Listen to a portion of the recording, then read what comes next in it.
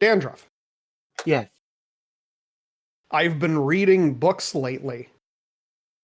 Specifically, I've been reading through the William Shatner, the Tech War series.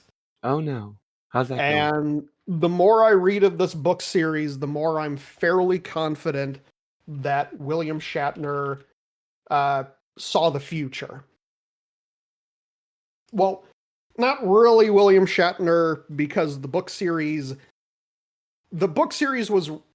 was created by William Shatner. It was actually written by Ron Goulart, which is very obvious if you've ever read any of his other. For anyone who's read any of Ron's other books, the writing style is very similar. It seems like William Shatner, he gave some notes to Ron, and then Ron wrote the books. But the Tech War series is set in the future and follows a clear William Shatner self-insert named Jake Cardigan, who is a detective in a world where this product exists called tech.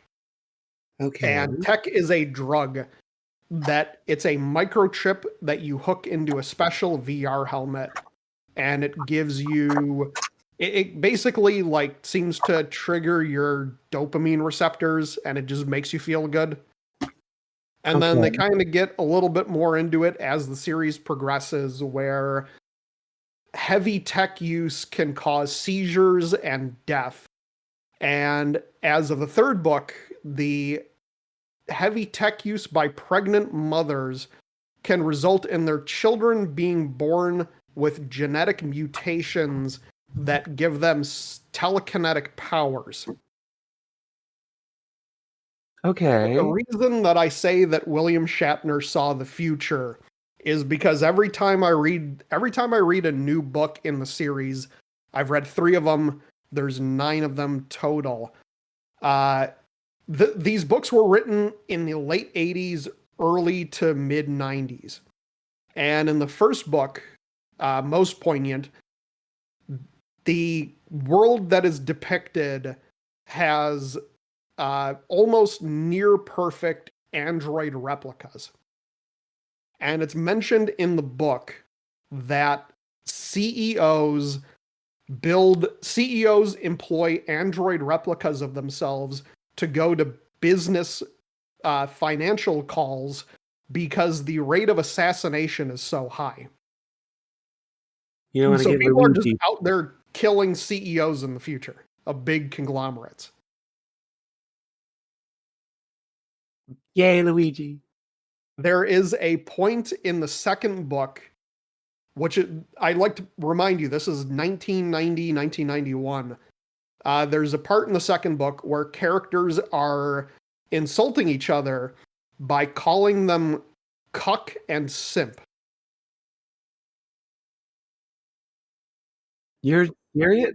You're serious? Yeah. Really? Wow.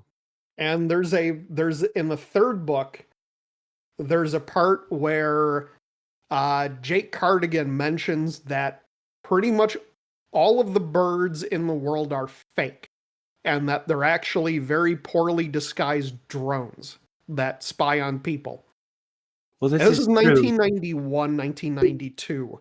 So William Shatner got the birds aren't real meme a good 20-something years before it popped up on the internet. Meme, that's truth. What are they talking about?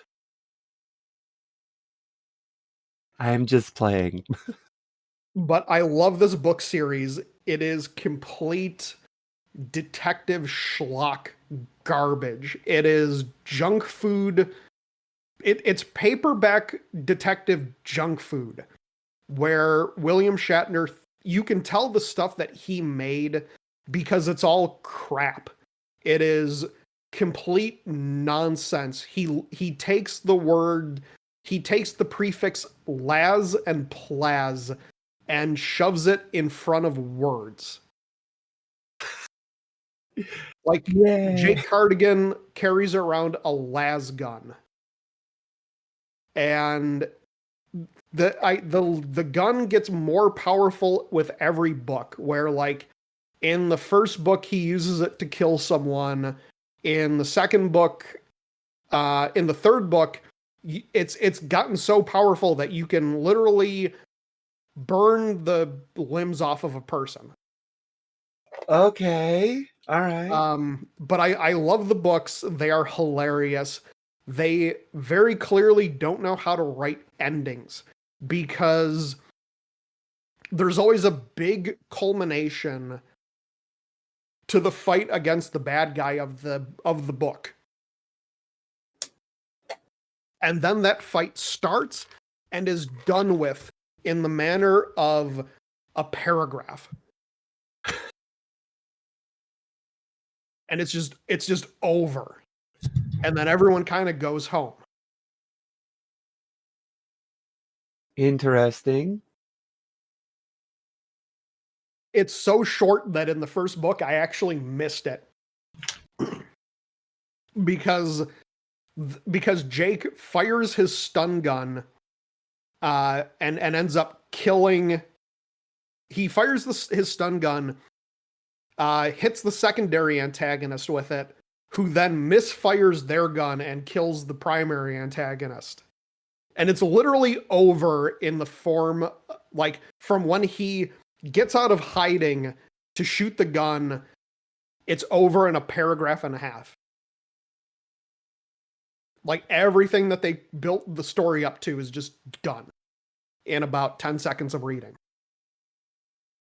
But it's hilarious. The whole book series is fantastic. It is the names of the books. The reason I'm reading them is because I was looking through my Humble Bundle purchases, and I noticed that back in 2018 I bought a collection of like 50 sci-fi books, and the entire 9-book Tech War series was part of it. But you have Tech War, Tech Lords, Tech Lab, Tech Vengeance, Tech Secret, Tech Power, Tech Money, Tech Kill, and Tech Net. And it's all overarching with the storyline of there's a character who is creating a technology that may or may not have the power to destroy all tech on the planet and wipe out this drug. So the tech lords, who are the drug kingpins, want it to stop. And in the third book, they kind of expand upon the world and talk about the fictional Brazil Wars. We learn that Buckingham Palace and most of London is a bombed out shithole, kind of like Escape from New York. Okay. But I love this book. It is just absolute sci-fi.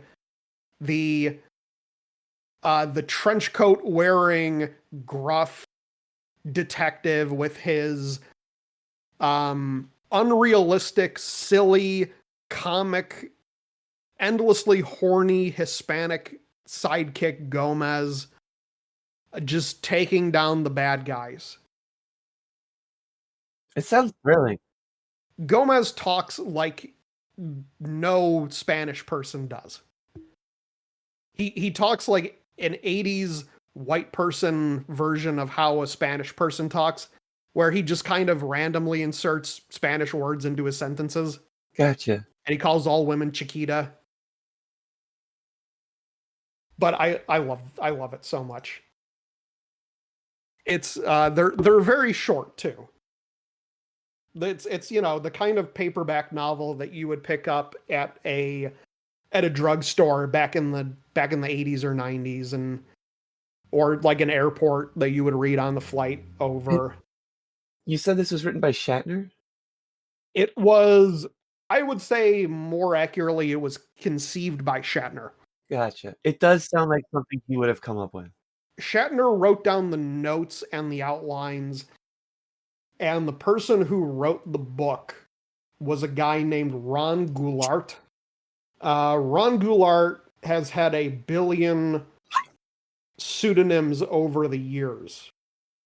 And he wrote stuff like the 1970s Flash Gordon Phantom novels. He wrote just a ton of random stuff between the 70s and the early 2000s. But yeah, I love it. I think the book series is great. Sounds thrilling. I wouldn't pay the $8 or $9 that they charge for the ebook versions, but I think I got the whole collection for as part of like some $15 bundle years ago. But on that note, let's hit the music.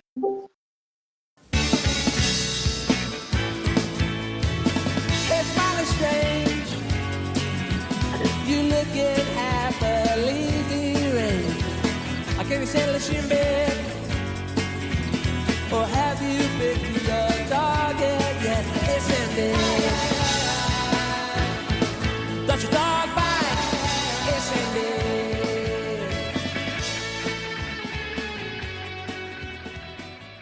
And we are back. You have been listening to Hey Sandy by Polaris, and this is officially Online for Maintenance, the official podcast of MMOFallout.com. You can check us out, patreon.com/MMOFallout. This podcast is available wherever podcasts are sold, fresh or frozen. And this is episode number 5, There Ain't No Lesbian Toggle. I'm Connor, and this is my co-host, Dandruff. Hello. I thought up that title at the last second because I realized I hadn't actually created one for this episode. But it does play into what we're going to talk about at some point. But Dandruff. Yeah. So it's been a couple of weeks since we last chatted. Mm-hmm. And I know you've been having computer problems. Yeah, unfortunately.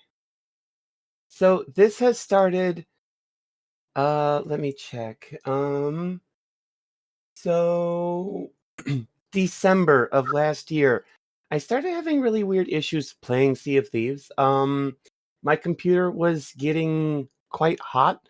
I have run a really, really tiny case, so it's going to be normally hot anyway, but it was getting to the point where it was shutting down on me.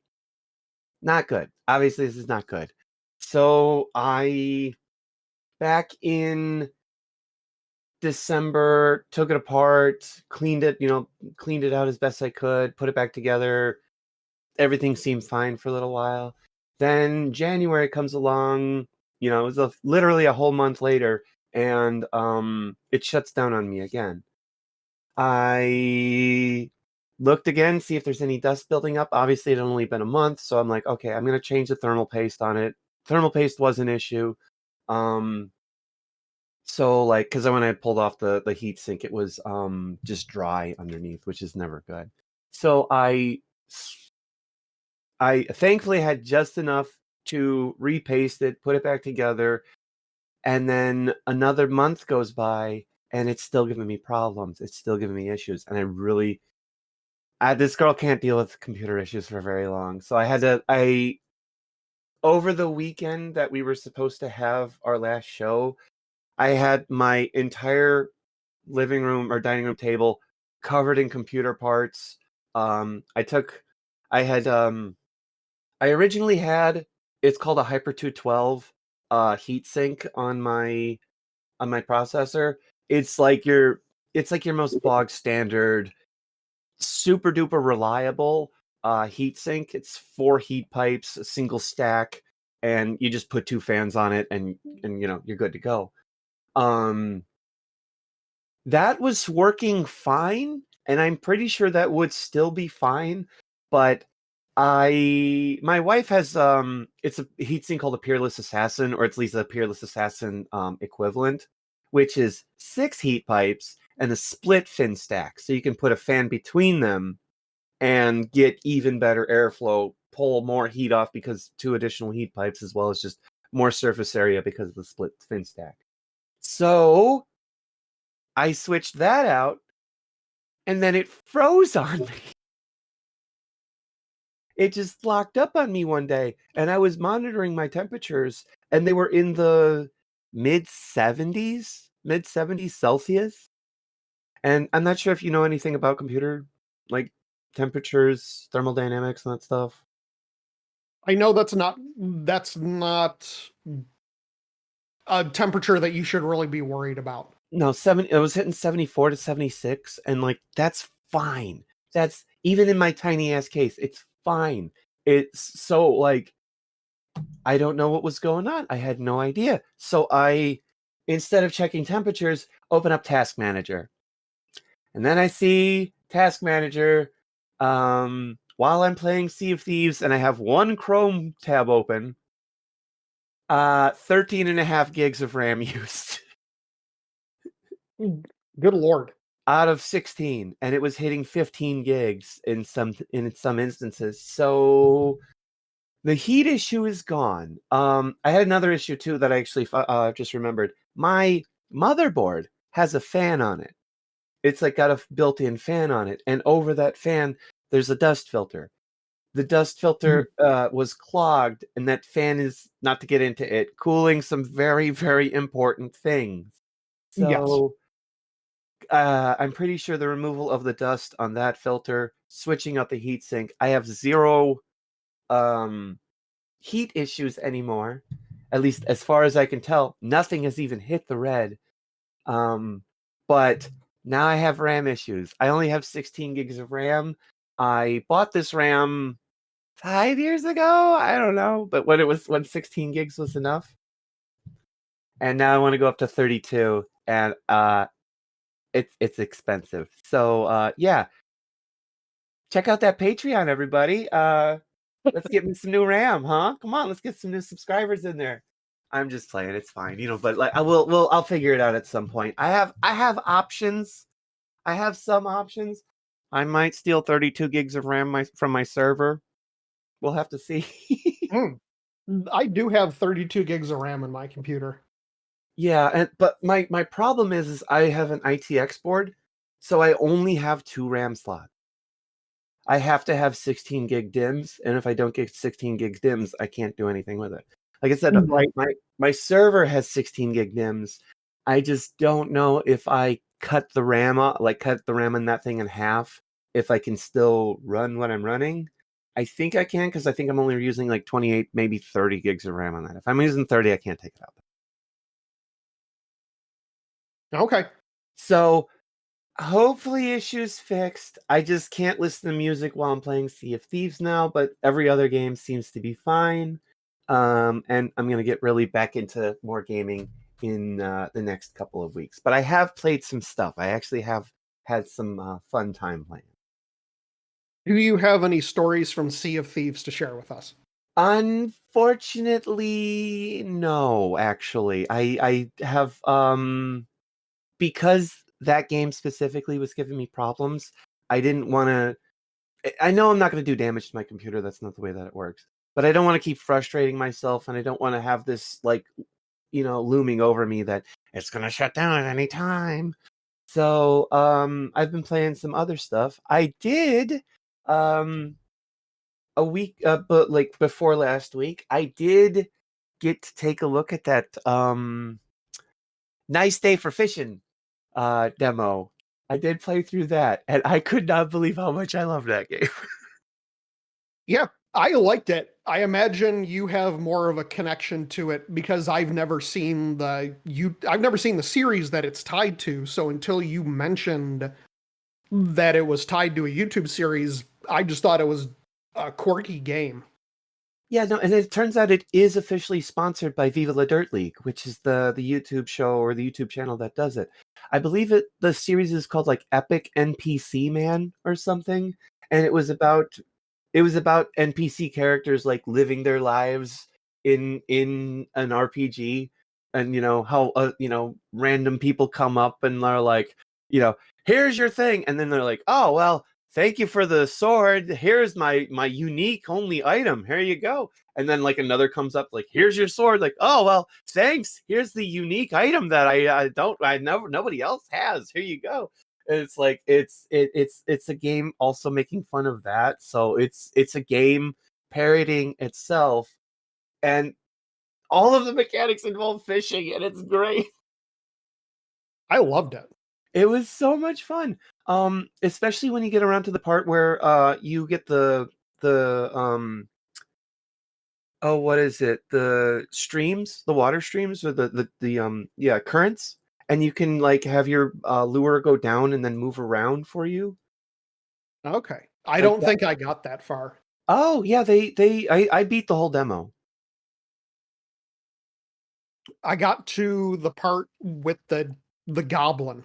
So like a Oh little bit after you get the magnet. yeah, okay.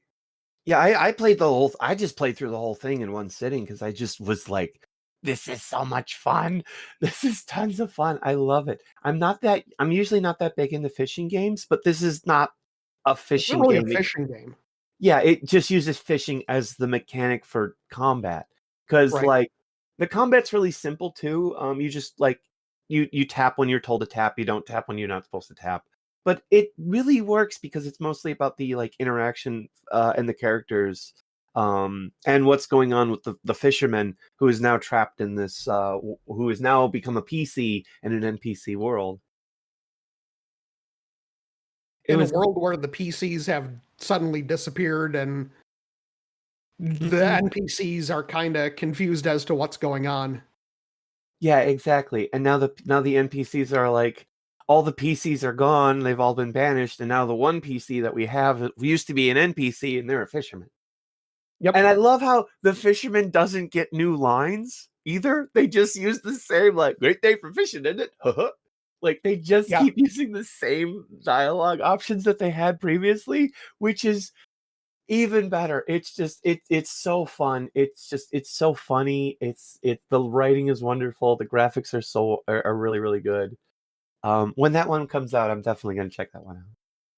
Yeah, the writing is great because you'll have the pre-written NPC dialogue of you have to go across the lake and talk to this guy and he'll give you the weapon that you need to possibly take down the bad guy, and then you just go, great day for fishing. Yeah, exactly. So other games that I've been playing, unfortunately, I have re-downloaded Overwatch 2. Oh boy. I know, how could I? Um, so I've played Overwatch back when it first came out. I maybe played it for about 6 months to a year. When I just kind of fell off. It's not that great of a game. It's okay. I mean, I know people love it and stuff, but Overwatch 1 had its issues. Then Overwatch 2 came out, and we were gonna see a single player and no loot boxes. And now Overwatch 2 has no single player and loot boxes. I mainly started playing it because a friend of mine who streams sometimes plays, and she was gonna let me play with her. So like I was like, hey, yeah, cool, and blah, blah, blah. Get to hang out with a friend, play games. So that's fun. I'm usually a Widowmaker or Bastion main, so I'm terrible. I'm awful. I only played that a little bit though. I do kind of want to get back into it though, more if I'm playing, playing with friends and stuff. It's not terrible. It's the exact same game as Team Fortress 2. Have they added the loot boxes back in yet? Yes, they have added loot boxes back in. Can you buy them or is it just with gameplay? I don't know that. I know that I did acquire a couple from playing, but uh, I honestly didn't open them. They're just kind of sitting there. I figured I'd let like 100 or so stack up before I just like open them all in one day. That's going But to be a while. yeah, but you get like 5 a week or something. You get a bunch. You can they kind of hand them out really really easily. So that's not bad. If you can't buy them, I think that would be a better system than gambling. We'll be honest, I like calling loot boxes what they are, gambling. It is gambling. And even then, it's not even like monetary gambling. You're gambling on stickers. So Stickers, sprays, uh, occasionally a decent outfit. Well, I mean, like, it's like a when you go to the restaurant or you go to the mall and they've got that like machine, you put in the quarters and you get a sticker out. That's basically Mhm. what that is. It's either going to be a skin, or it's going to be a spray. It's going to be a tagline. It's all the same. You don't get any. You don't really. It's fun to get skins that you want, but you'll get a lot of stuff that you don't want, such as the free to play market, I guess. Right. Do they keep the system from Overwatch where if you get a duplicate of something you already have, you get coins that you can use to just eventually buy what you want? I would assume so, but I didn't open any loot boxes. Okay. So again, I was just playing it to play it for friends. I'm not playing it for like to really complete, to try to like gain collectibles and anything. It's more just like my friends are playing. I want to hang out with my friends. Right. But then I have playing another little game you may have heard of before. Hi-Fi Rush. I have heard of that. Yeah, I am smitten is a good word. I cannot believe how good this thing is. I had heard about it last year when it came out, and it came out in January, I believe, of last year. Let me go look that up real quick. Yep. But January 2 years ago. 2 years ago. Okay. We're in 2025 now. That's right. January 2023 it came out. That's right. I'm so sorry. But yeah, it came out January 2023, and it kind of it got real big, and then Palworld came out, and then everybody was focusing on Palworld. But it had like stuck with me that like, hey, this is a good game. You need to check this out when you can. And I've been kind of, down on money lately, so I haven't really been able to get it. But a friend of mine gave me a key because he had tons and tons of keys that he was just giving away and needed to get rid of them. So I ended up with a key for Hi-Fi Rush, and I was like, all right, I'm downloading this thing and playing it. And within like 20 minutes, I'm hooked. And that's the only way I can describe it is this thing has me. I am gonna be playing this thing for a little while, at least till the end of it. It is both a rhythm game and a brawler at the same time. I'm not that usually into brawlers, but I love me a rhythm game. And I also love a game with amazing music. And the first thing I hear like when I start this up is the Black Keys. I am a huge fan of the Black Keys, the two-piece blues band, and the song Lonely Boy starts playing, and I'm just singing along, bobbing my head to the guitar, just like it's just going, and like I'm sitting playing with friends, and I'm like, I can't pay attention to anything that my friends are saying. I'm only like in this video game world now. It's 3D, it's bright, it's cell shaded, it's colorful. You're a I don't exactly remember the reason why what happened, because again I was kind of like distracted by so many things going on at the same time. But like you get thrown into this world, and then you get stamped with this robot arm. You had a broken arm that gets replaced by a robot's arm, and then you are in this world that's functioning to the beat of the music that's going on in the game. So everything in the game is in rhythm, is in the same I don't know if syncopation is the right word, but it's like it's in the same, what's up? Same tempo? Yeah, the same tempo. Everything is running the same. So like, and I believe all the songs are running at the same tempo too, which is not really a bad thing. You kind of don't really notice it. I notice it because I'm fairly musically inclined. But like, I don't know if you can tell how excited I am to talk about this, because it's just you execute attacks in rhythm, in sync with the song, with whatever song is playing. And that's how you do everything. And you would just kind of like I would, if I'm listening to music while I'm playing a game, I would just kind of naturally do that anyway. This game takes advantage of that. A lot of brawlers, the last one that I remember playing was Arkham Asylum, Batman Arkham Asylum, and like you just button mash, you button mash, you button mash in whatever ways that you want, as fast as you want. If there is timing for it, then it's based in and of itself. You execute the attack and you figure out the timing based on that. In this, the attacks should be done on the beat. Always, always, always, always attack on the beat. And then there are attacks that involve rests, and you rest on the beat. So a light attack is square, square, square.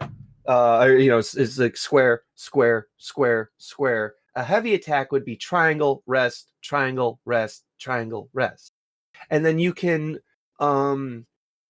change it up so there's different combo attacks that you can do. So one of it might be like square, triangle, rest, square, and then that'll do a specific attack. And you might do an aerial attack or something, throw them up in the air and then start hitting them from there. Plus, not to mention, you get this really, really crazy looking robot style flying V guitar, and you just start beating people with that. Every part of it is just amazing. I have not played a game this good in a while. I have not been this excited about a game in a long time, because it combines everything I love: music, art, video games. Like, it's just fun. It's just a ton of fun. And if you have not played it yet, please go out and get it. Please go find a key for it, because it is an amazing game. I can tell you're excited for it. I could not. I knew I was going to like it because I knew a lot of people were going to like it, but I didn't think I'd like it that much. It grabbed me. I really like, there's games I like, but this is like, holy crap, this is good. Where has this been all my life? Jeez.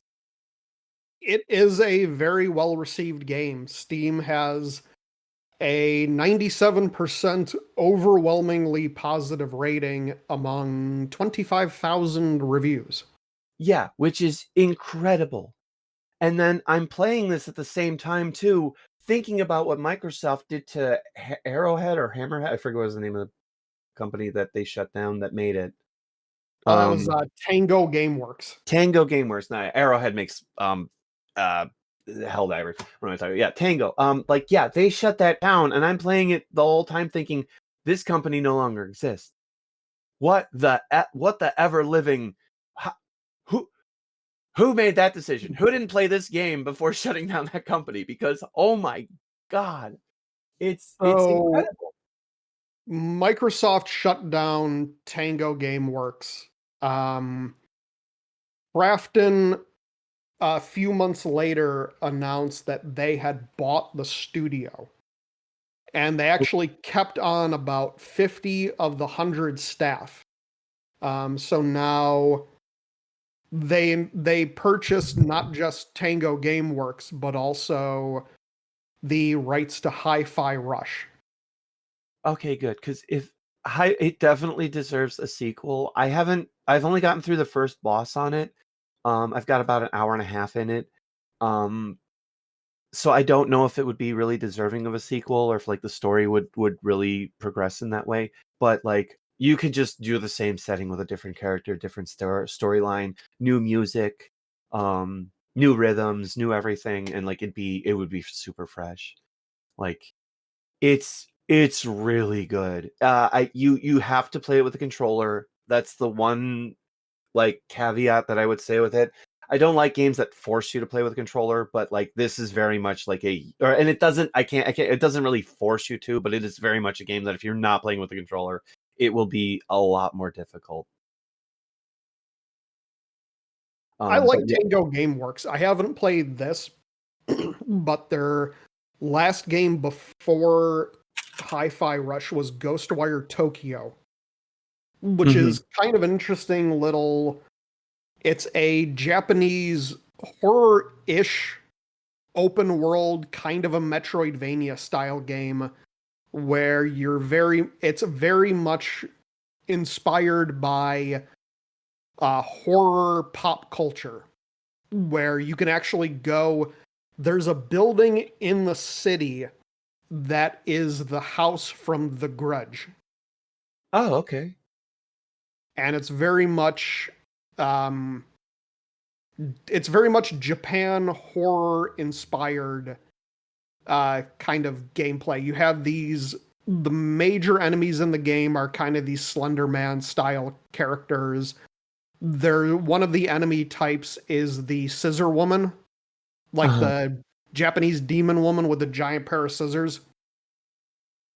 So there's all kinds of stuff. Also, Tango Games Works made the first 2 Evil Within games. Oh, okay. Yeah, so like the fact that they're a talented studio whose games never really hit big success. Yeah. Even though people recognize the game titles. And that's just kind of disappointing. Yeah, because like I would really find it difficult to find people who haven't heard of Hi-Fi Rush, even if they haven't played it. Like they probably know somebody who's played it, and like, my goodness, I really could not believe, like, I want to do everything in that game. I want to get all the combos. I want to hear all the songs. Like, I really want that experience to continue, and I can't wait to play more of it. Well, with any luck, we might get a sequel to it. I hope so. I really hope so. But have you played anything else this week or the last couple weeks? Not that I am thinking of. I did play a little bit more Fabledom, and I am seeing more of just a basic city builder underneath that, but it's really weird. It's really weird. We can get more into that later if I get back into that. You have the full game of that, right? Yes, I do have full game of Fabledom. Okay. Well, the early access version. Yeah, is it out yet? I don't remember if it's out. I'm not sure. Because I didn't think it was. Oh, it is not in early access. Oh, it's not? It is not in early access. No. Don't know why I thought that was an early access. Yeah, it may have been, but it does not appear to be. It may have been at one point, but if it was, it is now a full-fledged game. Because I know Kingdoms and Castles, which is a game that's very similar to that. That was in early access, and I was playing that for since the very start. That game's changed a lot. Well, I've played a couple of games over the past couple weeks, but we've already discussed this. But I do want to just say for the since it's been a couple weeks since we last met, and just to give an update once again that you already know about, the makeship for the Spirit Swap cheeked up frog has successfully gone through, and I will be getting my big butt-cheeked frog come mid-June. That'll be my birthday present to myself. And then your life will be complete. It's everything that I need to fix my life. Then everything will go back on track, and I can finally be more happy and successful in life. All I need is that frog to fix my problems. Show up to a job interview, just place it down at the desk. They look up, go, "You're hired." Do you have any references? Frog. I have 2 of them. Both butt cheeks. It's all I need to fix up my life. I have gone back, and I have been playing through Powerwash Simulator. Oh, because boy. they announced a sequel, and I realized that I have not played. I've gotten so far behind on even the free DLC for that game. And Powerwash Simulator, if you haven't played it, it is a deeply satisfying game to play. Just the simple act of slowly washing the dirt off of just game assets, and watching each level go from covered in grime to clean over the course of minutes to well over an hour, depending on the size of the map. And they've had a lot of very interesting DLC that came out for the game over the last couple of years. They've had a SpongeBob DLC. They had Shrek. They did Alice in Wonderland. They had Warhammer 40K. Yeah, I've They seen the did Warhammer Final one now, and oh my Fantasy. god. Hmm? I've seen the Warhammer one now, and it's a huge Warhammer fan. Oh my god. Yep, they had Warhammer 40K. They did Back to the Future. They did Midgar and Tomb Raider because Powerwash Simulator is published by Square Enix. So you got to get in the crossover stuff. And most recently, they put in a Wallace and Gromit DLC. Oh, wonderful. But the game itself, it's about $18 right now for the version that comes with a lot of the DLC for the Ultimate Pack. And there's like 7 or 8 full-ass DLC packs in this game for free. And then the licensed stuff is the one that costs money. You can tell that they tried to make the DLC free as much as possible, but when it comes to SpongeBob, Back to the Future, Warhammer, you got to pay licensing fees. So I understand why those cost the $7 or $8 that they do. Yeah, but they have more it is a free game. DLC than not free DLC, so that's very apparent. Sorry. Right. I have about 80 hours in it so far. Wow. It's a good game to play if you want something while listening to podcasts or watching YouTube videos.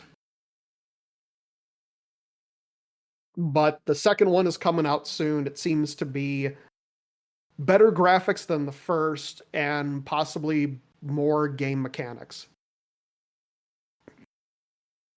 And also Powerwash Simulator has a very weird...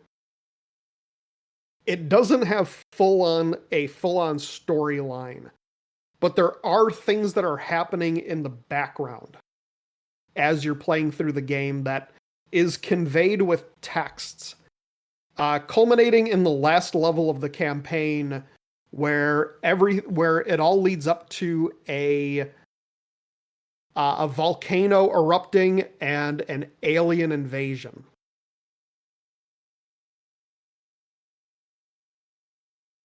It's kind of like Cook Serve Delicious, where there's just sort of a world kind of existing in the background. But I do like Powerwash Simulator. It is, it's kind of a guilty pleasure. It's not a complicated game, and they have updated it over the years. They put in so much work in this game. But you should, if you like those just satisfying cleaning games, it's something to play. A la Viscera cleanup detail. Viscera cleanup, I would say, like, this is the height of these games. Viscera cleanup detail, I liked it at first, and then I got very angry with it because Viscera cleanup detail always had a couple problems. The physics sucked. The game was bugged as shit. Yeah, I noticed that. You would end up spending an hour cleaning only to realize that you can't 100% a level because something would happen, like there'd be a dirt spot in a place where you couldn't get to it, or like one of the gibs would fall under the map and you couldn't pick up everything. Or every time that you thought that you were carrying something properly, and then you would like walk into a wall or just narrowly clip something and the bucket full of blood water would spill.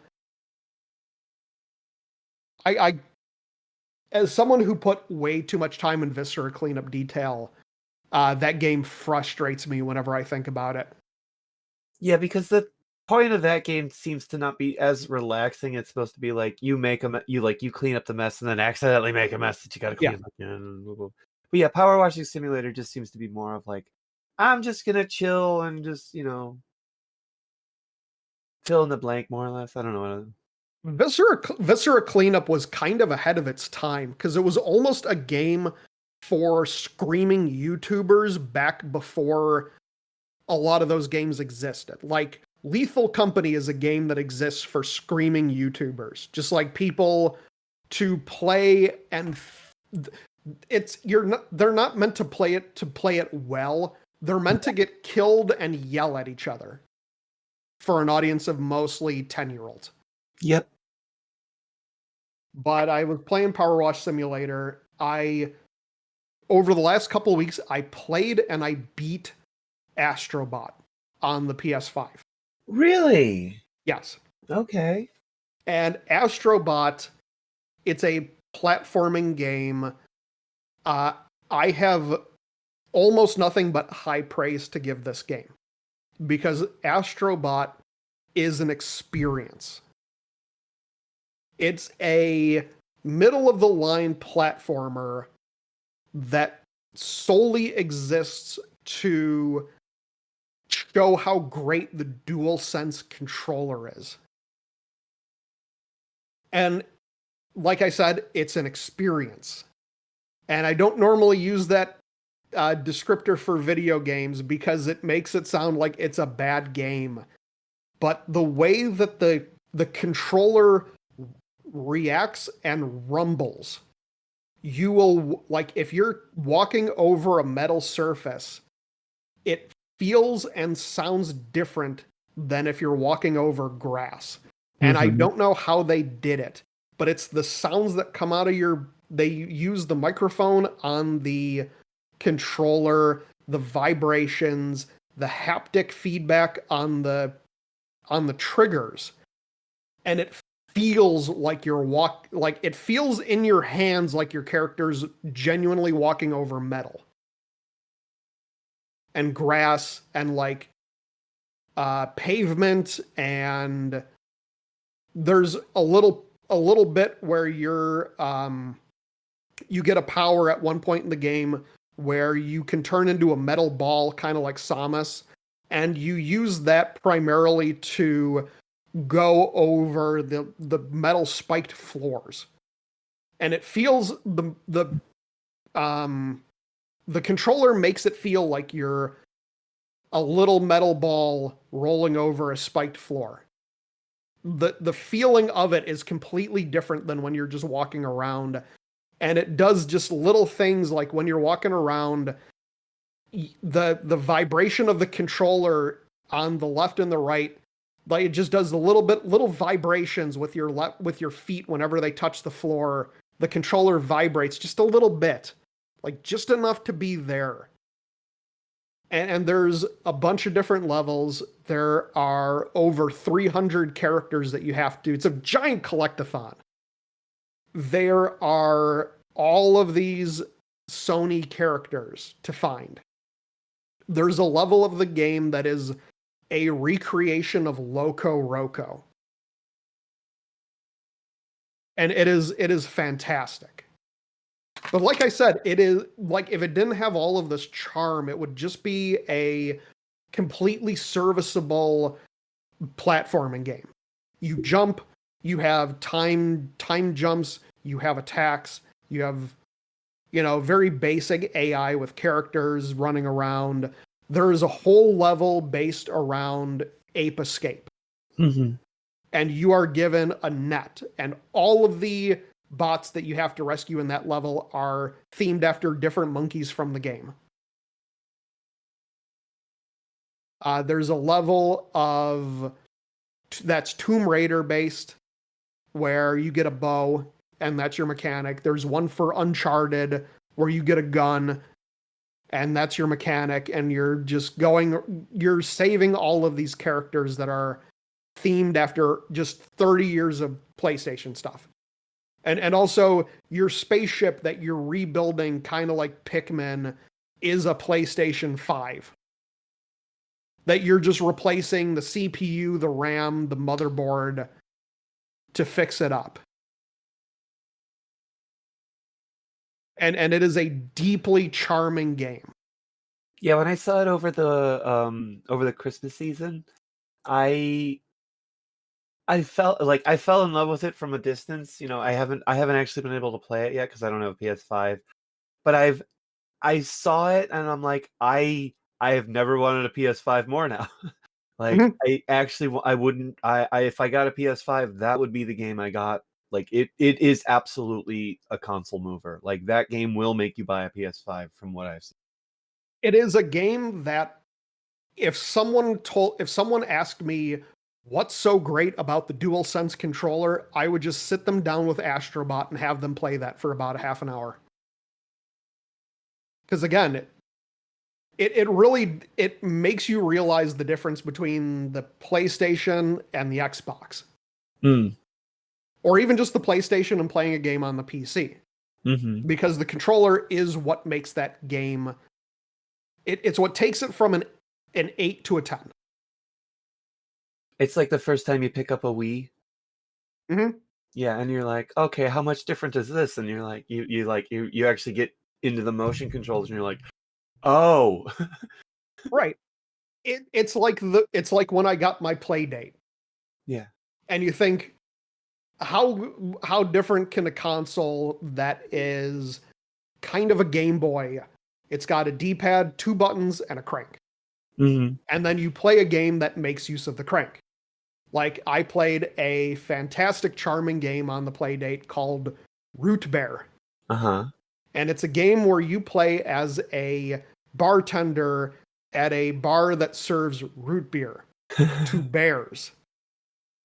And the way that the game works is you have to, a bear will come up and they'll point to a level in the mug that they want you to pour the root beer up to, and you have to turn the crank to open the root beer tap and then switch it back and try to get it as close to that line as possible. That sounds fun. It's fun. It's very difficult. I think it's kind of funny that the Playdate has gotten a reputation as being casual when a lot of the games that are on there are very much arcade style. So they're meant to be, they're small games that are just very difficult because they want you to get more play time out of it by making it very hard. So you're constantly starting over. Well, I think it doesn't get the same kind of attention because it looks like a Game Boy, and then you see the crank on it, and you're like, this can't be serious. And it's like, no, this is a very serious device. Like, this is a very, like, the platform for it is really good. I haven't played one myself, but I absolutely can see the potential of that because it's an analog. It's not a button. It's an analog. It's a crank. You have to like move in a circle with it. You don't have another controller. There's no console with one of these on there. So like it's games very specific to using a crank like that. Yep. I am looking forward. The Playdate, the system did well enough that they announced when you buy the system, you get 1 season of games with it. Mm-hmm. And they do have a shop. There's a bunch of people on itch.io that sell games. But you get a season of games that have 24 games. Mm-hmm. And the way that the system works is every week the system unlocks a new game. So it doesn't just throw everything at you at once. And the Playdate has sold well enough that they announced that a season 2 is coming. Oh, good. Because the system itself has sold over 70,000 units as of about a year ago. And when I see the crank too, you know, the easy thing to think is fishing games. And yes, there are I know there's absolutely fishing games on there, but it's more than that. It's so much more than that. Like, because think about like if you had like a game where you're like operating a crane, you know, and it's like a crab, like a, you know, the claw claw machines or whatever. You could actually like unravel it, then pick it, grab the thing, and then wind it back up. Like you said, like they have the thing where you're serving root beer to bear. You have to crank it to the specific, to the specific amount, and then work from there. You can't just like go to wherever you want with it. It's the crank. I know, and it's very sensitive, or it's pretty sensitive. It's not like a dummy crank. Oh no, it's a the system itself is high quality. It is a very the crank is sensitive. Yeah. Okay. Yeah. I have played another charming game for the Playdate that I have played is a little game. It's called Recommendation Dog. Recommendation Dog. Okay. Yep. You play as a dog that works at a job agency, and you have a Rolodex. Uh-huh. And the Rolodex has a list of kind of randomly generated people with talents and job descriptions. So like they have ratings of cost, speed, reliability, charm, and every day you have a line of people who come into your office and they will say like, I need an artist who is quick and cheap. And you use the crank to go through your Rolodex to find someone listed as an artist, but also to find the person who is the closest to what that person wants. So you might have 3 artists in your Rolodex, and you want to pick the one that matches when they say, I want someone who's fast and cheap. Or like, I want someone who's charming, and I don't care about the cost. And you get points based on how close you are to what they ask for. Is there also a timing element to it too? Yes. So like you have, so okay, that's the reason. You only have a certain amount. You only have like, it's like 20 to 25 seconds. Gotcha. Okay. So that's the reason for the crank. So that way you're not just like left, you're not just pushing, hammering left, hammering right. You're actually like, no. You can actually like have more of a tactile feel with it. Because that's the kind of stuff, like that's what it's for, is the more tactile feel rather than just hammering a button over and over. Right. This is the game that got me on trouble on Video Game Outsiders, because you want to take a guess on who developed Recommendation Dog? Who? Sweet Baby Inc. Oh no! Oh no!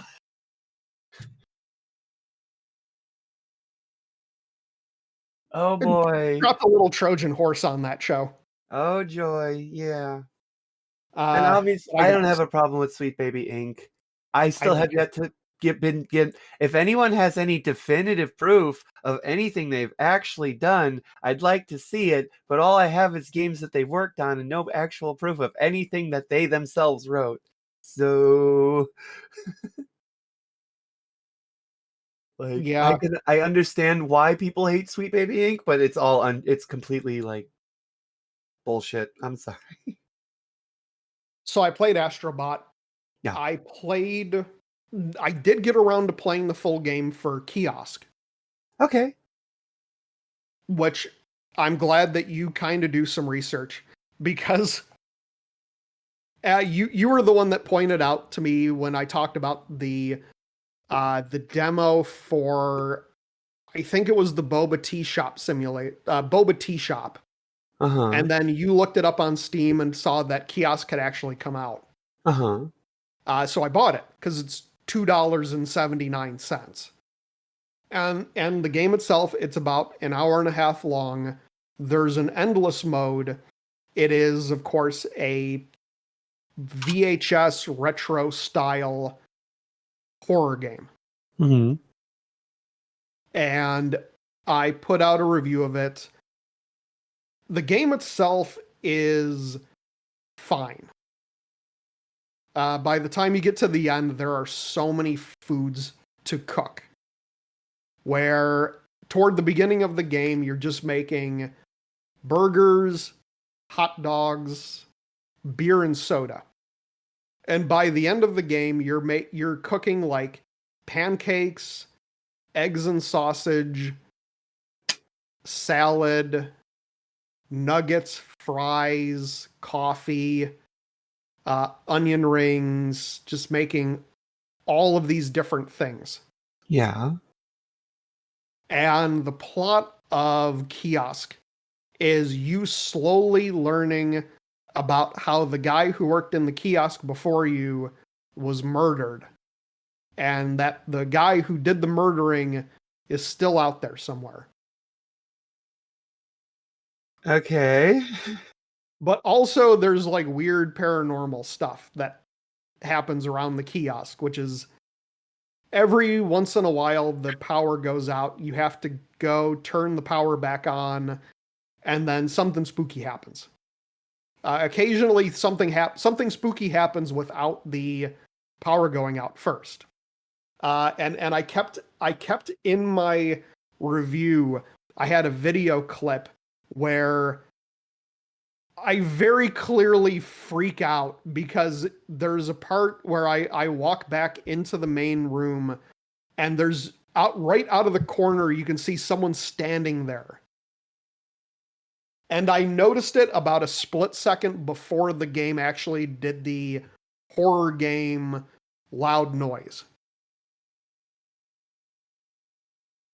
But there is a clown that looks a little bit like Pennywise. I don't know if you're supposed to assume that that clown is the murderer, but he's not. Spoiler alert. There is... I thought that they were going to go a little bit more into the world of responsibility. There is a very tiny side plot where on the first or the second night, a guy comes up and he says, "My girlfriend just broke up with me. Give me 4 beers." Okay. And you give him the 4 beers, and he says, "Maybe this will make me feel better." And then he leaves. And the next night, you go to work, and one of the people who stops by says, "Hey, did you hear about that guy who died in the car accident last night? They said that his girlfriend just broke up with him. He was extremely intoxicated. I don't like what kind of monster would serve a man in that mental state that many beers?" But it's never mentioned after, like, they don't really have any sort of anything like that after that point, and it's never mentioned again. Really? And I thought that the game was going to go in more of that direction of giving your character more of like kind of a responsibility plot, but it doesn't. Yeah.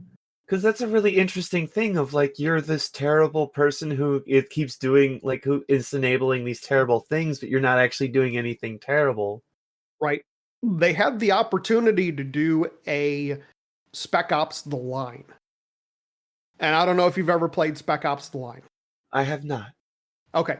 Without going into any without going into any plot details, or anything past the premise. The premise of Spec Ops The Line is that you're a member of a 3-man army crew who is sent into Dubai on a recon mission after the 33rd Battalion goes missing following a sandstorm that destroys the entire city and kills most of the city. The developer has said that this is canon, but one of the whole kind of overarching lesson of the game is it's an action game that criticizes the player for doing things that you do because the game told you to do them.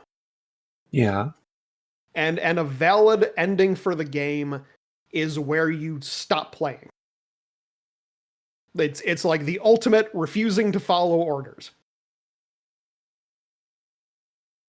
Oh, okay. I'm not sure how I feel So about that. I thought Kiosk was going to go into this whole thing of like kind of a commentary of you did the thing because the game told you. Yeah. I do recommend playing Spec Ops: The Line. There is a point in the game where the game turns on the player.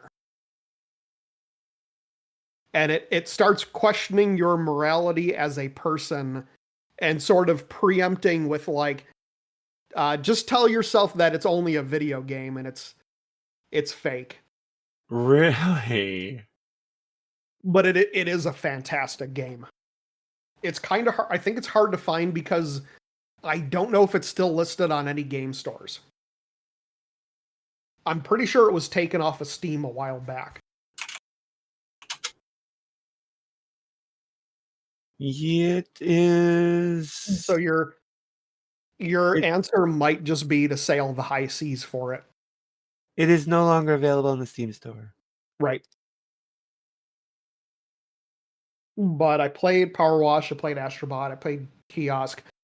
I played a game that is not out yet. I played Spilled. Okay. And I do need to disclose, I was given a copy of the game by the developer. It's not out until March 25th. I am not under any sort of embargo. 26th. March 26th. Oh, right. 25th was the when they asked me to hold off publishing any like written or video stuff. It's not an embargo. They just want it closer to the release date. I did see you playing this, and it looked lovely. It is a very charming game. The developer, the developer's been working on it for the last 2 years, and contracted out the old demo. I like the graphics, but they completely overhauled the graphics for this new for the release. It is a game where you play as a little boat, and you get a push, kind of like a little push claw, and you go from area to area, and you clean up oil. You push bottles around, and you rescue wildlife. And you commit a little bit of environmental terrorism. There's one boss fight in the game toward the very end where you find a giant tanker that's putting oil in the water and like polluting the air, and you have to use your water cannon to sink it and presumably kill everyone on board. Unless you go with the theory that this game takes place in kind of like a Cars universe where the vehicles themselves are sentient beings. But you also rescue wildlife. It's a charming game. I don't know how much it's going to cost when it comes out, but it took me about 50 minutes to beat the entire thing. There's no price on the Steam page. I'm seeing if there's maybe some information that I can find. $6.99. Okay, that's not bad. I think that's fine for an hour of gameplay.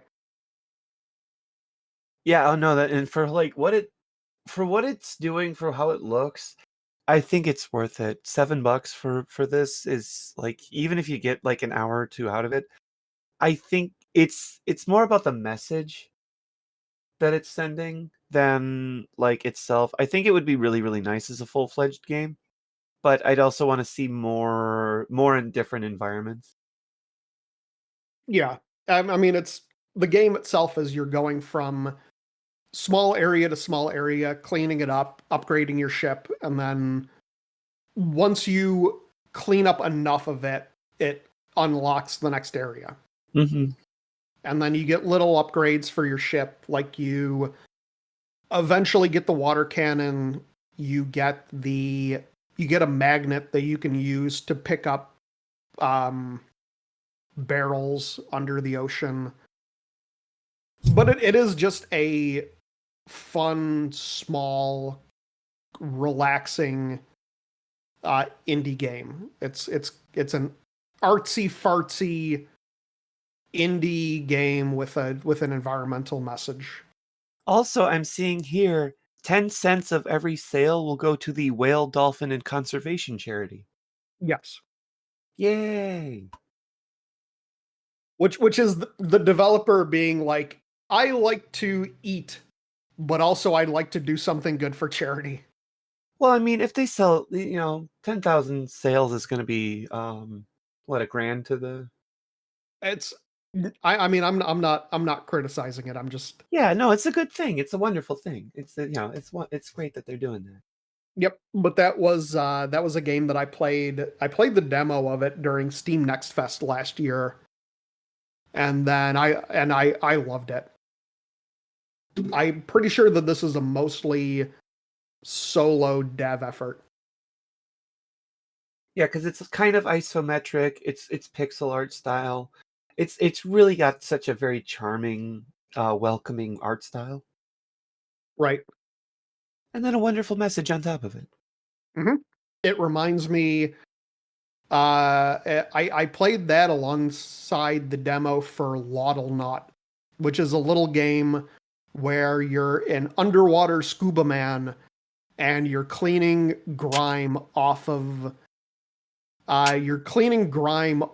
little coral reefs because a major corporation has poisoned the water, and it's another environmental kind of game. But it is adorable. Laudle Not is another one of those games that you should check out if you like these little cozy indie games. I played it back last January. I got a good 3.5 hours out of it. There seems to be a little bit of an uptick in environmentally friendly or environmentally conscious games, because I played one last year called Terra Nil. Mhm. And that's a game where you basically take a barren wasteland and you try to make it habitable again by Right. either like putting water down or growing various plants. Laudle Not is a game, if you look at Spilled and say that's not enough of a game, Laudle Not has more game mechanics. How do you spell that one? Loddlenenaut. There we go. Because Laudle Not, you have an oxygen meter that can run out. You collect and recycle glass, goo, plastic, and metal, and then you turn that into upgrades for your suit, as well as just like little things.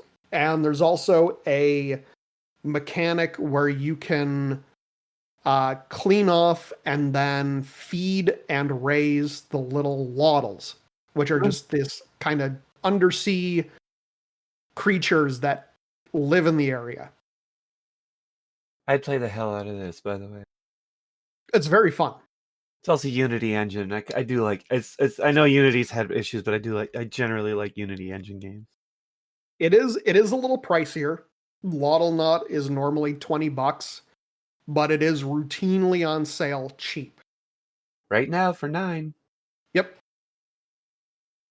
So I do recommend those games.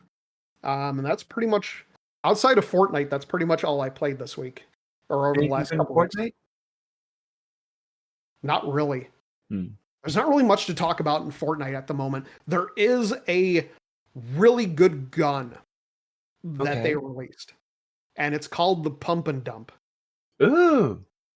And what it is it is a dual wield submachine gun and shotgun. So you can roll in, hit someone with the submachine gun, and just blast off a chunk of health with the shotgun. Please tell me it shoots cryptocurrency. No. Darn.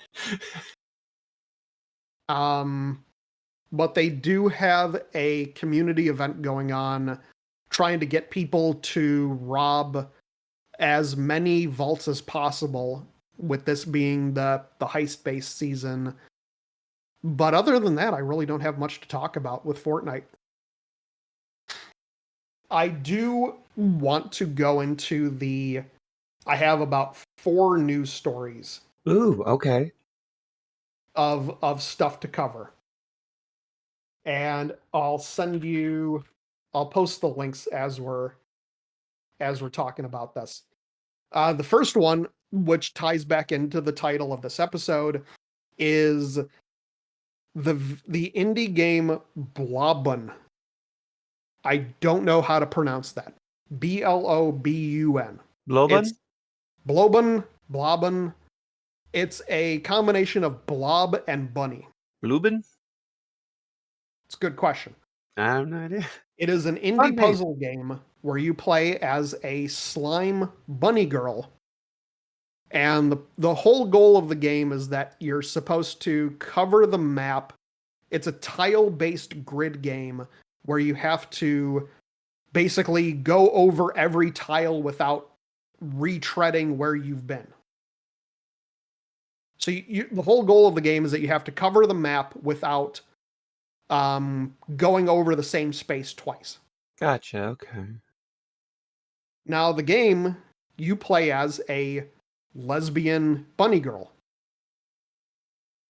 And the game comes with a lesbian toggle in the options that offers to turn off all lesbian content.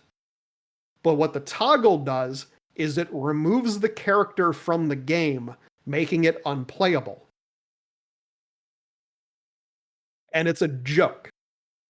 This is the same developer that I told you about it's connected to the same person that I told you about with Buck Up and Drive, that the racing game with the trans pride flag, where they put in an option to turn off the flag, and what it actually does is it replaces all of the flags on the billboards with the trans pride flag. Yay! So the lesbian toggle removes the character from the game completely. And someone got confused in the Steam forums, and they said, why do you have this option in the game? When I turn it off, the game becomes unplayable. And the developer said, the game can't be played if there's no lesbians. Sorry. And I love the creator of this game was the one who suggested that the developer of Buck Up and Drive add the trans pride flag to the game as advertisements, and then include the toggle option that turned all of the billboards into pride flags. And it's hilarious. I think it's great. And I love the idea of these games trolling assholes. Yeah, because they're the only ones who are going to actually go in there and be like, oh yeah, I'm turning that crap off. No!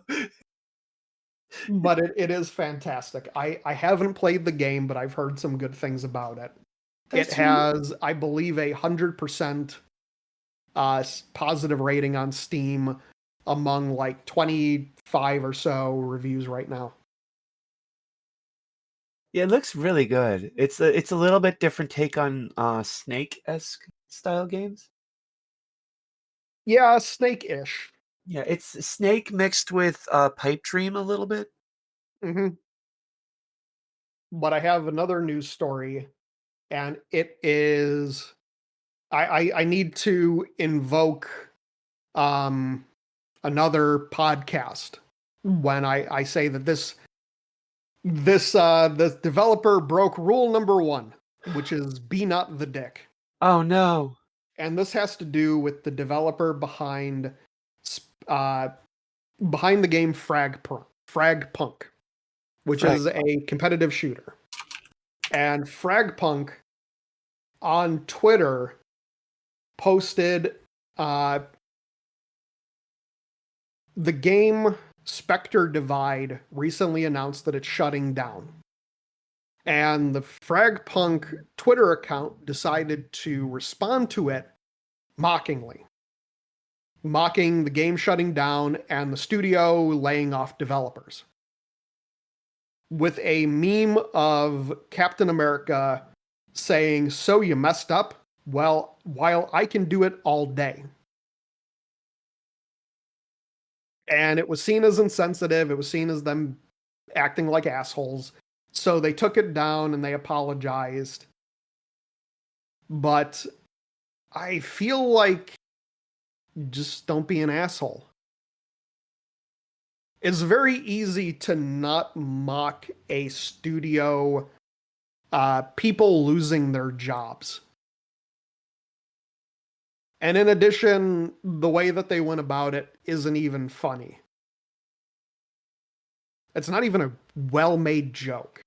It's just kind of a very, very poorly put together Captain America meme. I don't even really get it, to be honest. It doesn't really make any sense either. Yeah, it's just they don't have to explain it. I don't really want it to be explained to me. That it's like, what are they hoping to achieve?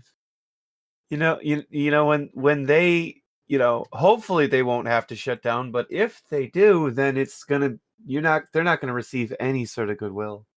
Right. It's like Also, you can't do this. In the time in the future where Fragpunk's player base drops off, you can bet that this is going to be thrown right back in their face. Exactly. Because Fragpunk, like any game, it will lose its players eventually. It might not be for a year. It might not be for, it might be 6 months from now. It might not be for another year or a few years, but it's going to happen.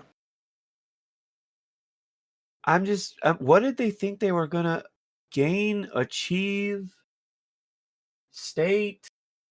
I can't even wrap my head around, like, what they're doing. I have a theory that continued existence on Twitter is just actively poisoning people's brains into being needlessly petty and just celebrating the misery of others. Yeah, and I'm not all for that. And that's why I left Twitter a very long time ago. Because they're not, even if, let's say they were right, what do they gain? What do they get? It's a very They're good not question. right, obviously, but it doesn't change anything for them. Right. I do have a more positive thing, and that is the game That's Not My Neighbor is now officially on Steam. Okay. And I say officially because That's Not My Neighbor is one of the games that a few months ago a fake developer uploaded a pirated copy onto Steam. That's Not My Neighbor has been out on itch.io for quite a while now, and a person took a copy of it, uploaded it onto Steam, and pretended to have a working business relationship with the developer.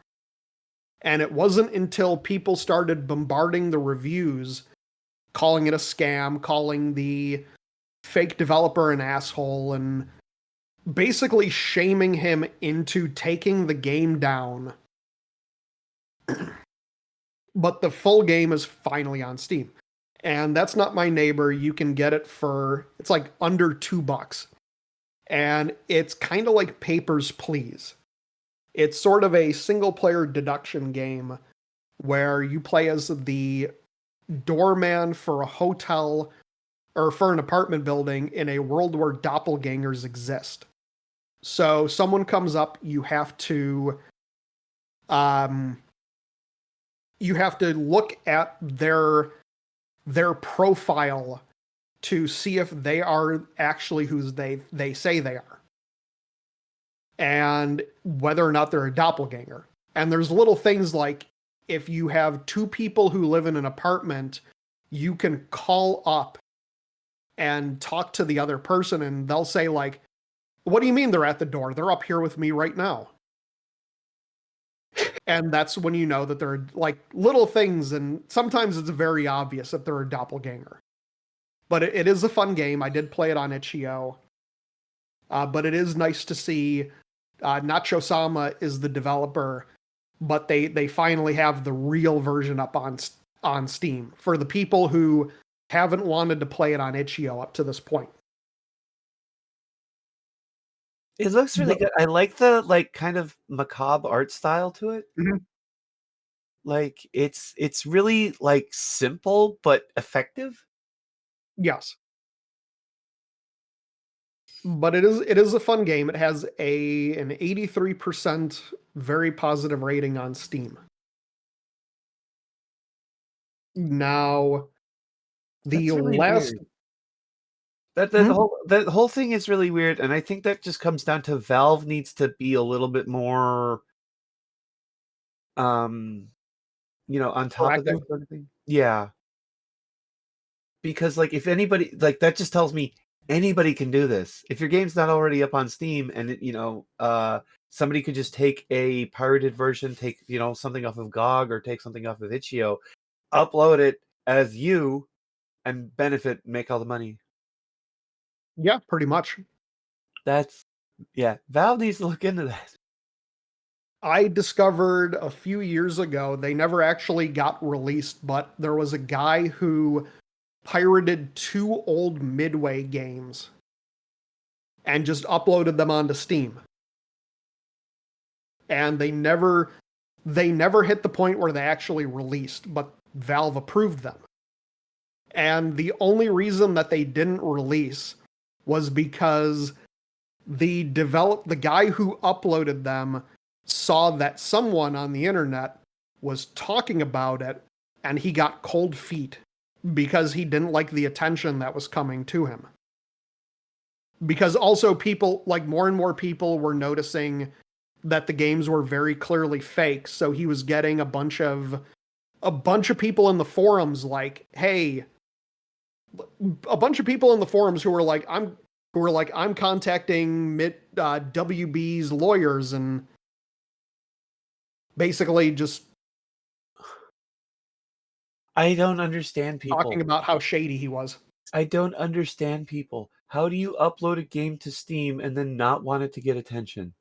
How do you upload a pirated game to Steam and then get upset when people start criticizing you for stealing because one of the games was Area 51. Yeah, okay. Like, he wasn't stealing an obscure game. No, that's pretty. Then yeah. He literally just pirated 2 old games from the 360 era and uploaded them to Steam. If he's like I don't like that I'm getting the attention over. What's the end goal? Are you uploading it to Steam so you can buy it for yourself? What are you doing? I don't know. It really, once you put any sort of thought beyond like, okay, I'm going to put these games on Steam. Once you put any other thought in it beyond it, this whole idea breaks down. Like the guy behind the fake "That's Not Your Neighbor" listing, when people started bombing it with negative reviews and throwing a bunch of just throwing a bunch of shit at him in the forums, the developer was like, I don't understand what everyone's angry about.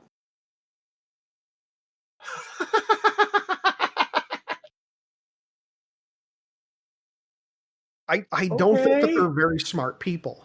No. Well, they don't think they're going to get caught, which is already like dumb. You should, if you're going to be smart about it, be like, all right, we do this until we get caught, right? Right. But speaking of Steam, I have one more news story, and that is Valve is working on a desktop version of SteamOS. Okay. Which could have a decent impact on gaming because it's a way of playing Steam games without the massive amount of bloat that is in Windows 11. Wait, I thought they already had this. It's a version. It's basically a version of. Well, so Valve, they had SteamOS back on the old Steam boxes, but it was a very different operating system than what exists now. This is basically more of a desktop version of the operating system that's on the Steam Deck. Yeah, So okay. it has more compatibility. It has the Proton layers. It has the Okay. Linux. Like it has all the stuff that the Steam Deck has to make it more compatible with Windows games just out of the box. Okay, because I'm thinking of because they did release the operating system that was on Steam machines for if you wanted to like make a Steam machine yourself, they did release that. But that's Yeah. basically just like big picture mode. Yeah. So that's basically all I'm familiar with. I'm not really that familiar with the extra stuff that they've incorporated into the Steam Deck, which is Right. wonderful. Then that's wonderful. That's more Yeah, of a full-fledged operating system then.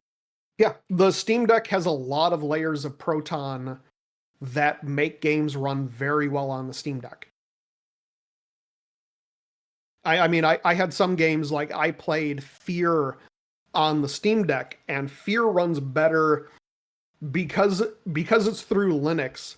Fear runs better on the Steam Deck than it does on my PC because there's all sorts of problems with the Fear engine and modern day Windows systems.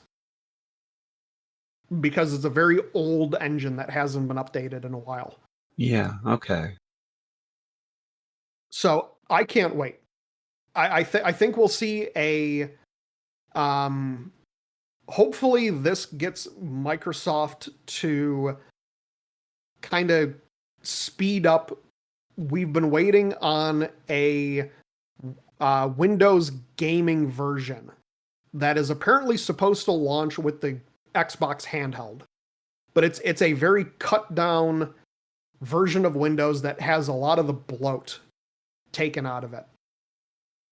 And I'm kind of hoping that when SteamOS comes to desktop fully, that'll inspire Microsoft to get their cut down version of Windows out. The other thing that I'm really interested in that Microsoft seems to be doing, that this may just be rumors, so, take everything I say from here on out with a grain of salt. I read something that said that their next console will be compatible with Steam. Yeah, that's the big rumor going around. Like you'll be able to download Steam to your Xbox and then have your full Steam library. Which It'll basically be a pre-built gaming PC. Yeah, that works with a TV a lot more than that will, hopefully would have like reduced input lag, or at least be able to work with the input lag of TVs in order to like reduce it in some way. But yeah, But it'll effectively have a version of Windows on it. Yeah. Where you'll be able to install Steam, Epic, like just third-party installers. And it'll be interesting, one, to see, assuming that this is true, because it's all rumors. Yeah, this is nothing set in stone. We have no idea about any of this. But if it does happen, it'll be interesting to see how Sony reacts. Because Sony seems to be pretty set, pretty concrete. They've got their exclusives. They've been doing what they've been doing since the PS4. They really honed it during the PS3 era, and they got it right during the PS4. And then they just kept doing that, and it's been really successful. Microsoft has fallen behind. They've tried a number of different things. They're not going with exclusives. They've tried like the all-in-one media entertainment system thing. That really wasn't a great idea. They tried the what was it? The motion controls without the controller. That was a terrible idea. Then they were like, we're going to give you the most powerful console. That was a good idea, but it fell short. Everybody was already into the PS4 or whatever, during that time. Everybody already had their PS4, so why would I switch? Especially 3/4 of the way into the life of the console, why would I switch now to Xbox? So, I'm not sure on the specs of the newest one, the Series X and the PS5, which one is more powerful. A lot of people gravitated toward the series or toward the PS5 though. So it'll be really interesting to see if they keep up giving you really, really good power and then being able to play PC games on that decent power. I think that actually could give them some advantage because somebody like me goes, well, now if I did want to buy a console, I have a reason to actually consider the Xbox because I could just have a PC upstairs that, my daughter could play on, that I could play on, that anybody could just log into and go, rather than like everybody has their own, like, you got to go downstairs to play the gaming PC or whatever, Yeah. And they can advertise it as if essentially being an all-in-one. Because it is just a gaming PC that presumably Microsoft would be subsidizing the cost of to some extent. Like Valve subsidizes the Steam Deck cost. They're not really selling it as at a profit. But with Microsoft, you could have like, this is the system. It's the next Xbox, but also you can do everything on it. Yeah. Hook up your keyboard and mouse, browse the internet. You can clip some dank Fortnite 360 headshot moments, and then immediately, we all know you hate the dog shit ass video editors that are in the Xbox and PlayStation right now. So just install your own video editor, and you can become a YouTube star and with one console instead of having to export it over to your computer. Plus, Microsoft, if you're listening, and I know you are, hear a girl out.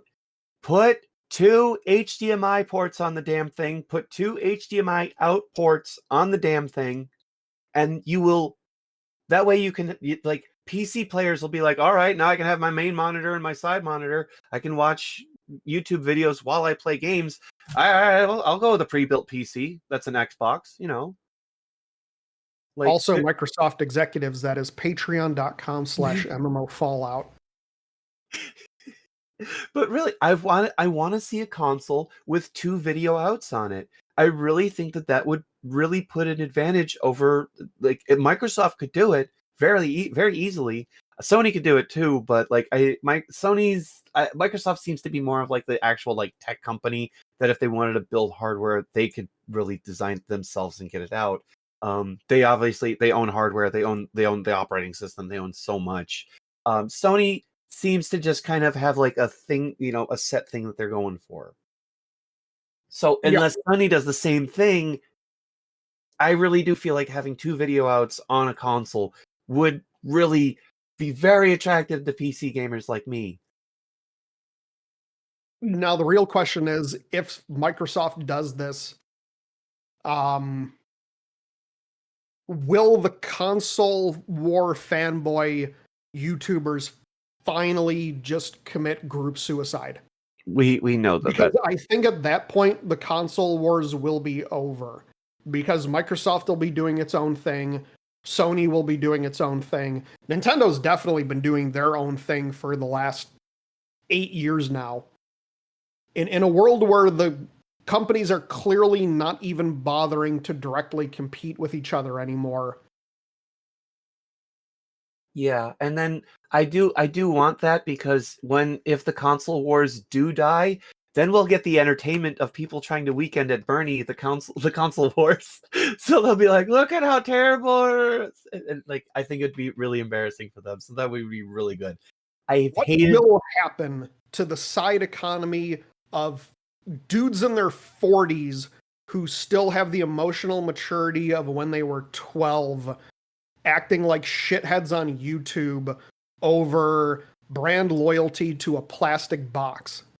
I've hated the console wars more or less the whole time. I admit that I was a little bit on the yes, PC gaming master race, blah blah blah blah blah. I fully rescinded all that. My whole thing is just lately, as long as you're playing games. If it's on a cell phone, if you're playing games, I don't care. If you consider your tablet your gaming device, I don't care anymore. what matters is that we're all playing games, that we're all having fun with our hobby. Right. Those people should consider playing games. Yes, exactly. I know a couple. That is the new meta of gaming, is not actually playing games, but getting very upset over video games existing or being ported to the system you don't like, or people you don't like playing those games. Yay, outrage culture. Oh, it's the worst thing to happen to the internet was that becoming insanely profitable. Mm-hmm. Because why create constructive, thoughtful content when you can just put your hook your microphone and camera in and scream like an asshole for 30 minutes? Nothing to make yourself feel better, huh? Right. Yeah. I mean, I think it's been a great confidence boost to me, because it makes me feel like a more intelligent and contributing member of society by comparison. Like, yeah, sure, I might put out a YouTube video and it might get 40 to 50 views, but at least I'm not, at least I don't have a thumbnail of myself looking like an asshole. Yeah. You'll never find me with that thumbnail in my YouTube videos. And if you do, everyone is welcome to come to my house and euthanize me, because I've lost my mind at that point. Also, no one go look at my thumbnails. They don't look like me anymore. So, on that note, I think it's about time to close out the show. Once again, this is Online for Maintenance, episode number 5. There ain't no lesbian toggle. I'm Connor. I'm Dandruff. And this episodes will probably go up on Patreon every Monday. Usually I try to aim for Wednesday or Thursday for public release. And once again, you can check us out on Patreon. That's patreon.com/MMO Fallout. I don't think I would know what to do if the Patreon ever made better than... If the Patreon ever got to a point where it was self-sustaining. I know what we do. Vegas, baby. Oh, yeah. Crypto. Put it all on black. Go. Just Put it all on one. Doge. Put it all on Bitcoin. There you go. I hear that Hawk 2 coin is doing very well. I don't want to get into that one. But on that note, I will hit the music. Bye, everybody. We love you. Goodbye.